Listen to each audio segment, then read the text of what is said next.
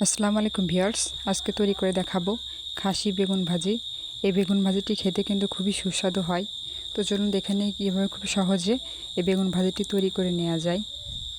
তো এই জন্য এখানে আমি এরকম চিকন বেগুন নিয়েছি। আপনারা চাইলে এর থেকে একটু মোটা সাইজের বেগুনটাও নিতে পারেন। তো এই বেগুনটাকে আমি কেটে নেব। তো আমি বেগুনটা কেটে নিয়ে ফিরে আসছি।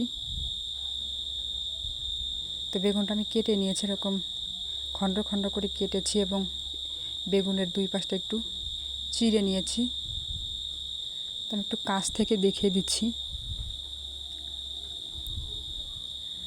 তো বেগুনটা এরকম করে কেটে নিয়েছি যাতে ভিতরে মশলাটা ভালোভাবে ঢুকে যায়। তো বেগুনটা আমি ধুয়ে পরিষ্কার করে নিয়েছি। এখন বেগুনটা নিয়ে ভাজতে চলে যাব। তো আর এখানে নিয়েছি বেশ কয়েকটা কাঁচামরিচ চেরা, 4টা বড় সাইজের পেঁয়াজ কুচি। পেঁয়াজ ও মরিচটাকেও ধুয়ে পরিষ্কার করে নিয়েছি।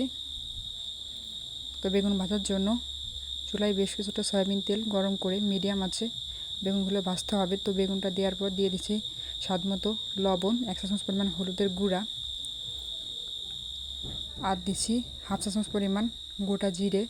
তো এখন এই সব কিছুকে একটু নেড়ে চেড়ে মিশিয়ে নিচ্ছি এবং মিডিয়াম আঁচে বেগুনগুলো ভেজে নেব।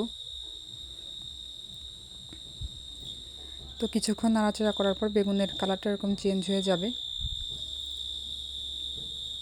তো যখন এই বেগুনটা অর্ধেকটা সেদ্ধ হয়ে যাবে তখন এতে দিয়ে দিচ্ছি পেঁয়াজ কুচি আর কাঁচামরিচ চেরা।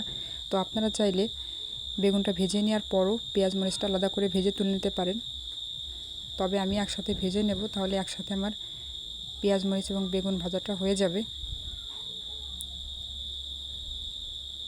তো কিছুক্ষণ জাল করার পর দেখুন এরকম পেঁয়াজটা লালচে হয়ে আসছে। তো আমার বেগুন ভাজাটা হয়ে গেছে, এখন চুলা থেকে নামিয়ে নিচ্ছি।